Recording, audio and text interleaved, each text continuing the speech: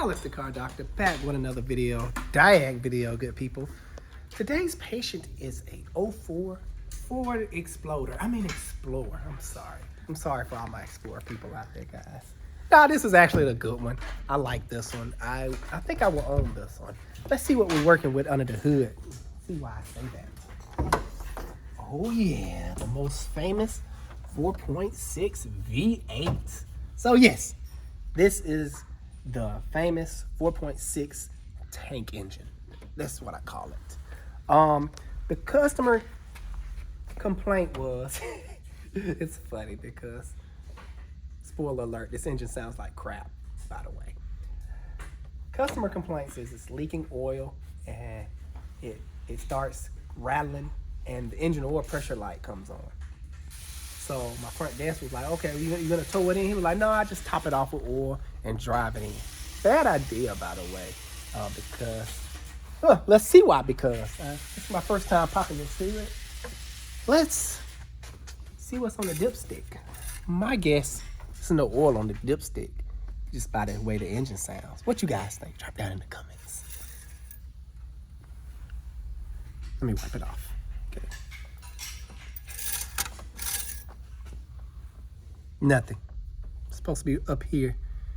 So now I'm scared to even crank up this engine now. Everything, let me grab my light because everything so far on the top looks pretty good. That means I'm gonna have to put this vehicle up on the lift and check a most common issues, a common spot where these leak, which is the oil filter housing. It's like an oil filter housing that's on this side, and they always pour oil. Especially, this is a 20-year-old vehicle now, right? I don't know what year. 04. And it's 2004. Oh yeah, 20 years old. So 20 years old. Not bad. Look all right. Yes, it looks really good. Seals don't last forever. So I'm gonna check up underneath and I'll see you guys there. So I can't wait till my lift available. So I got my light. I'm gonna do like a little preliminary check. Let's see. Ugh. She is pouring. It's just like oil. It's heavy, guys. Can I get down there? No, I doubt it. It's pretty tight down here. And it does look like it's coming from, I don't know, I can't tell if it's coming from the common spot or whoever been doing his oil changes, haven't been changing his oil filter. I see that happen a lot. Well, I see this all the time. The oil change spots, these little quick lube places will just drain the oil and never touch the filter because it's in a difficult space, whatever the case may be. And that oil filter stay on there so long that gasket will start dry rotting, causing a leak from the oil filter. So hopefully it's that simple for him today. We'll see once I get it up on the lift. So I'm gonna take a peek at the engine since I got my light now. Already I can see that the valve covers are seeping. No big deal, it's just a seep, it's not a leak. If it was a leak, I'll see wetness, heavy buildup around on the exhaust manifold, and I don't see that. And plus, another telltale sign, the customer will be complaining about the car. He smells smoke and smell like it's burning oil. He didn't complain, so that's how I know it's not dripping down on the valve cover gasket. But take a look at this. You can tell it's leaking, well, seeping, because it's all wet and grimy looking. Dirt is attracted to oily surfaces, so that's why it looks all grimy. Anytime you see any type of grime accumulating around a particular area, you either have a seep, well, most of the time it's gonna be a seep, because if it was a leak, a really bad leak, the leak will just wash away the grime that's trying to stick to the area. That's normally what I see.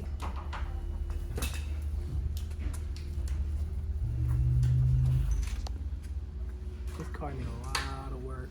Serpentine built. I got a lot to write up. Man.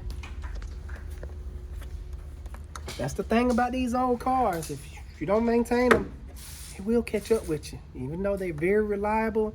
And the only problems I see out of these Explorers with the V8, which is my favorite Explorer, is the transmission. The transmissions will give issues. Of course, there's suspension on just about every Ford would give issues, the ball joints and other suspension components. So other than that, pretty good truck. You don't want the 4.0. The 4.0 is, I don't even want to talk about that engine. I don't know what the designers thought that day. I guess the mechanic slept with the engineer wife or something that day and had a vendetta against mechanics, and he got us good with that engine. He really did. So good job, engineers. So I'm gonna add a little bit of oil to this truck just so we can move it. I'm scared to crank it up, so I just had to add something. I had something laying around the shop. What I told this guy was, what we need to do first is do an oil change. That way I can completely top off the system. That way I can check the integrity of this engine before I start making repairs to it. Because the last thing I want to do is waste anybody's money, which most shops will just fix the oil leak, top it off with oil, which is backwards. And now his oil got damaged because, you know, he drove it here with no oil in it. And now he's saying, oh, after $500-600 worth of repair, now you need an engine? Come on, man. He could have put that $500-600 towards his new engine. So that's why I like to do things in particular orders to save my customers money. Don't go too high. Man, this is bad. Look at the front differential covered in oil. That's a leak. All right, let me get out your way, Tariq. So you can go ahead and knock out the oil change. Well. My assumptions may have been correct. Hopefully, because that'll save my customers some money. You've been touching your lips. You got oil right there. Well, I did put some lip chap on my lip. Was it oil or lip chap? Lip chap. Yeah, I got you. All right. Remember, guys, that I was mentioning that it may be in the oil filter not been changed in a while, which I can see why. That oil filter's a booger to get off. I don't know if it was been in some type of front end collision and pushed the radiator towards where the hole's supposed to come out at, but man, it was a squeeze. But in my opinion, that's not an excuse not to change it. If it's hard, just let the customer know. Hey, it'll be a little extra money because it's hard to get to. What I focus my attention on is this gasket right here.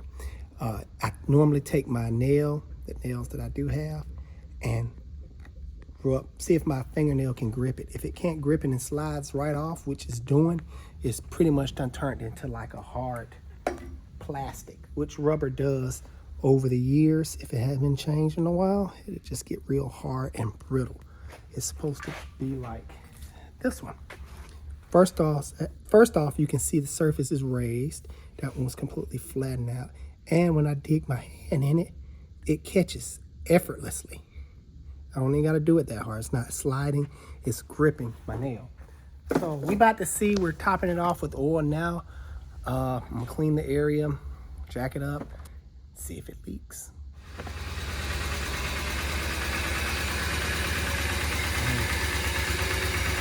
All right, cut it off. Let me check the oil level. So we just topped it off with oil. I'm not really happy with what I hear. These are single overhead cam engine design, meaning if you run this engine low on oil, the cam that's on up here at top on either side will start scoring into the journals. And I'm gonna show you what I'm talking about in a little bit today. It's called oil starvation. But let me make sure it has oil in it. We need about another quart, but that's enough where it should be quiet. Go ahead and start it back up. Let y'all take a listen.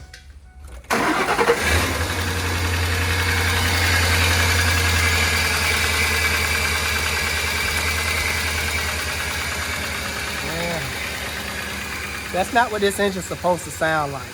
It's like a still rattly sensation going on here. Give it a little rev.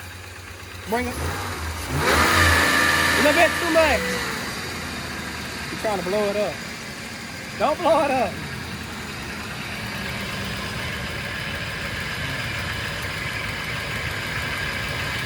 Now I'm hearing pulleys in the front along with slight engine noise. journals I was telling you about. Let me give you a visual of what could possibly be happening with this Explorer over here. Okay, so you have a cam, and I don't think this cam fits in this engine. But anyway, that's besides the point. These are the journals. The journals are machined into the cylinder head. This portion of the cam rides in though. Yeah, definitely the wrong cam. Rides in those journals. As you see, it's nice and smooth. What can happen if you don't have enough engine oil in your vehicle and you're riding around with it? These journals can get oil starvation, causing them to score up. I've seen it many times on these 4.6s and the 5.4, the bigger sister engine of that particular engine. And you would need to either just install shims or just replace the engine because it need a lot of work at that point in time. I'm gonna take a listen to the pulleys. That's like the alternator, the idler pulley, things like that, because I thought I heard some pulley noise. I probably need to grab my light. Yeah, go ahead. Turn it on.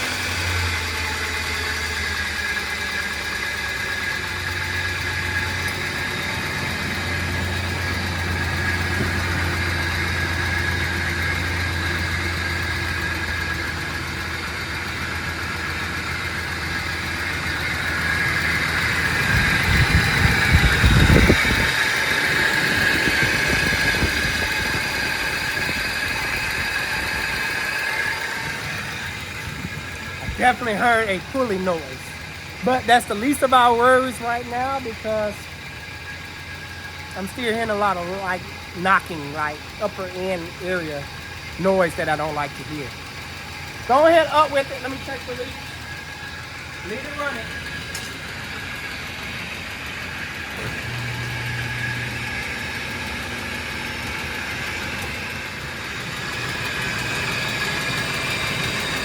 I do believe I fixed the main leak. Of course, you have some seats here and there, but it was probably pouring from that oil filter, which I don't see any indications of leaking or seeping right now. I'm gonna let it run a little bit and go talk to the customer while it's running because I don't like the sound of the engine. I'm gonna recommend an engine replacement on this particular truck, because it's going to need an engine rebuild at this point. And yes, I love to rebuild engines, but at this point in time in my life, I don't have time. So it's just quicker to put an engine in it. Spoke with the customer, and good people, you wouldn't believe what he told me. He'd been taking his car to two different Midases, two different states. And for the past year, they've been changing this man oil without changing the filter.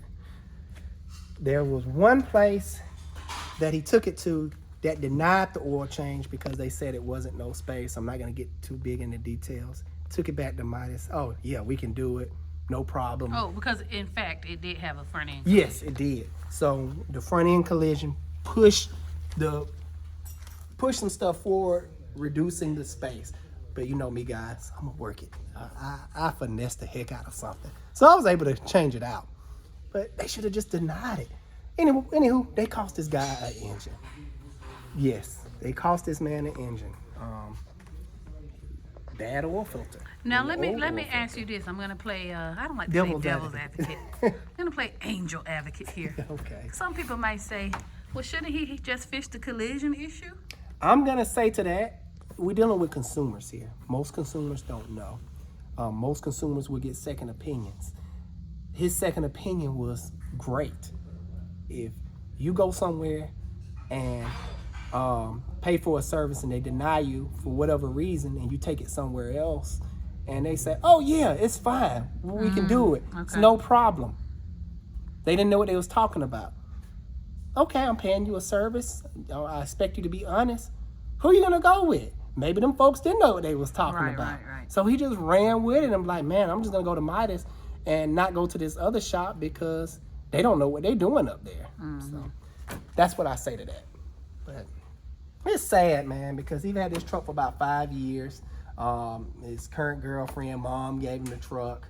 And it's beautiful looking. He loved the truck. So, On that note, good people, I'm gonna end it right here because I'm sad for the guy. What about you, sweetie? Yeah. I hate to see people. It would be different Did if he wrong. neglected his car, but he didn't. He took it to a trusted brand, expecting them to do what they were supposed to do, and they did not do that. They just draining and filling. Just Yep. pop the drain plug, let it all the stuff come out, put it back in, and top it off with oil.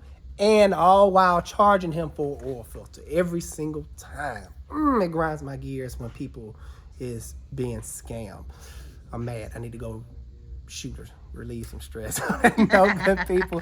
I'm gonna end this right here. I hope you enjoyed that video. If you enjoyed it, make sure you hit that like and subscribe button. It helps the channel out. Till next time, I love you.